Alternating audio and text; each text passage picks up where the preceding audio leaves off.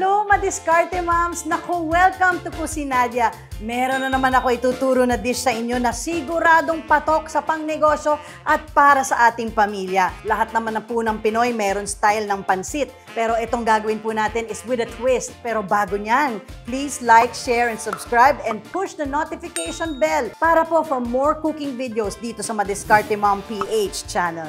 This is Mommy Nadia. We are in Kusinadia powered by PLDT Homebiz.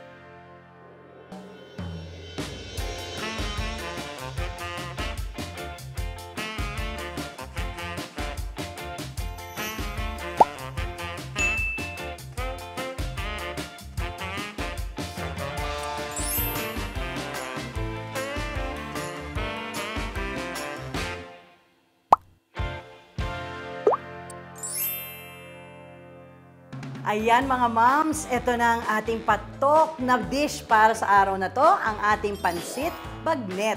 Ito ang ating mga ingredients. So umpisahan po natin, of course, ang ating cooking oil. Ayan, bumibili pa tayo mga bila-bilao, di ba? Samantalang, pwede naman natin gawin to sa ating bahay para sa ating mga mahal sa buhay. Isa-isahin po natin. Siyempre, ang ating bawang. Ito pong gagawin natin. This is 1 serving.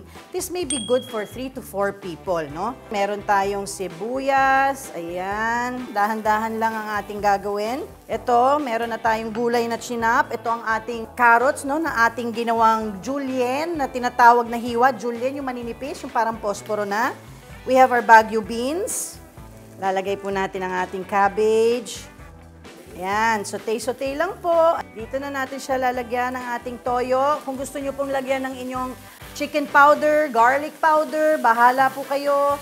Lalagyan po lang natin ng konting-konting tubig. Dito na papasok ang ating asin, ng ating konting paminta. Alam nyo po, ang pansit, hindi po kinakailangan na meron kagad kayong sahog na nilalagay.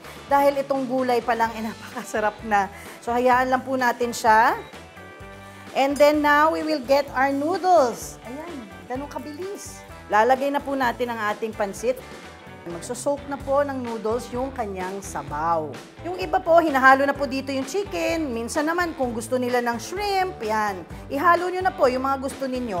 Pero ako po, gusto ko ganito lang muna, no? Kasi, ang magpapalasa talaga at magdadagdag ng sarap yung ating bagnet. Ngayon, lalagay na po natin ang ating kinchay. If you have also sesame oil, ayan, naku, napakalakas din po ng panlasa nun. Masarap din po. So, ito na po ang ating bagnet. Nahihiwain na po natin.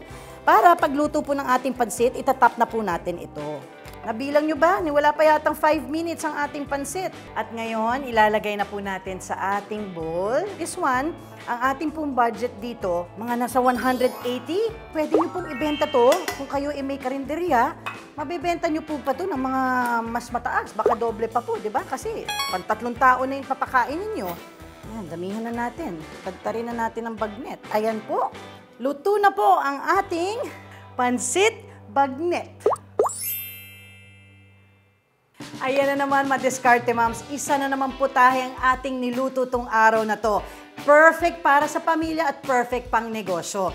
Kaya if you want to get more recipes dito sa ating YouTube channel, don't forget to like, share, and subscribe sa Madiskarte Moms PH YouTube channel.